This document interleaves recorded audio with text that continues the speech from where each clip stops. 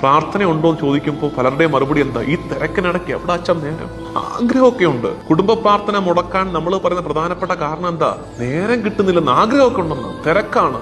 ആ തിരക്ക് പറയുന്നവരാണ് ഈ ഭാഗം പ്രത്യേകം ധ്യാനിക്കേണ്ടത്. അതായത് എപ്പോഴും ഓർക്കണേ, കർത്താവിന്റെ അടുത്ത് അപ്പനും അമ്മയും മക്കളും കൂടെ ഒരല്പം നേരം ഒരുമിച്ചിരിക്കാൻ കഴിയാത്ത വിധം തിരക്ക് നമ്മുടെ ജീവിതത്തിൽ വേണ്ട. അത് ദൈവം ആഗ്രഹിക്കുന്നില്ല അങ്ങനെ ഒരു തിരക്ക്. അതുകൊണ്ട് നമുക്ക് കർത്താവിന്റെ അടുത്തിരിക്കാൻ സമയം കണ്ടെത്തണം. ഒത്തിരി തിരക്കുകൾ നമ്മുടെ ജീവിതത്തിൽ ഉണ്ടാകുമ്പോൾ നമുക്ക് പലർക്കും പറ്റിപ്പോകുന്നത് ആ തിരക്കിൽ നമ്മളങ്ങ് ഫ്ലോട്ട് ചെയ്യും. അത് നമ്മുടെ പ്രൊഫഷനുമായിട്ട് ബന്ധപ്പെട്ടതാകാം, നമ്മുടെ ബിസിനസ്സുമായിട്ട് ബന്ധപ്പെട്ടതാകാം, ഈവൻ നമ്മുടെ ആത്മീയത പോലും ആകാം. കർത്താവിന്റെ അടുത്ത് എന്നിട്ട് പറയണം, കർത്താവേ, നിന്റെ മനസ്സിലുള്ളത് എനിക്ക് തായോ.